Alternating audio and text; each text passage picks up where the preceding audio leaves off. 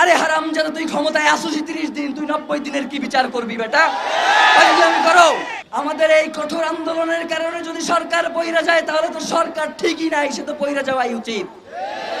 সরকারের যদি এই সামান্য আমাদের এই বক্তব্যই যদি সহ্য না হয়, তারা যদি এই ছোট্ট অল্প পরিসরের মানুষগুলোকেই মনে করে তারা হুমকি, যেই মানুষগুলো বাংলাদেশের স্বাধীনতা সার্বভৌমত্বকে টিকিয়ে রাখতে চায়, তাদেরকে যদি তারা হুমকি মনে করে, তাহলে আমরা মনে করছি যারা এখন সরকারে রয়েছে তারা বাংলাদেশের স্বাধীনতা সার্বভৌমত্বের শত্রু, তারা বাংলাদেশে ইনসাফ কায়েমের শত্রু, তারা বাংলাদেশের স্থিতিশীলতার শত্রু।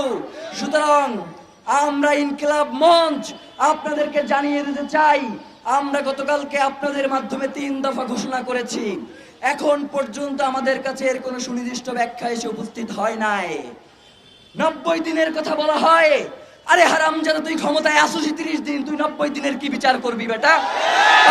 গোয়েন্দা সংস্থার যারা পেশাদারী এবং নির্ভরযোগ্য, তাদের মধ্য দিয়ে শরীফ ওসমান হাদির খুনের সাথে যারা জড়িত রয়েছে, তাদেরকে গ্রেফতার করে আগামী 30 কার্য দিবসের মধ্যে বিচার নিশ্চিত করতে হবে, কোনো হাঙ্কি পাঙ্কি চলবে না।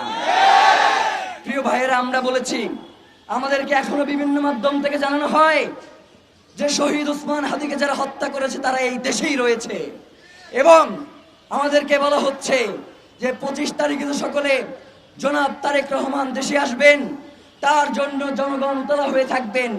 এই সময়ে এই সন্ত্রাসীদেরকে বাহিরে পাঠানোর একটা প্রক্রিয়া চলছে। আমরা বাংলাদেশের জনগণকে সাথে নিয়ে বলতে চাই, জনাব তারেক রহমান আসবেন, এর জন্য আমরা ইনকিলাব মঞ্চ 25 তারিখে কোনো প্রোগ্রাম রাখি নাই, এবং আমরা মনে করছি যে জনাব তারেক রহমান দেশে ফিরে আমাদের এই আন্দোলনের সাথে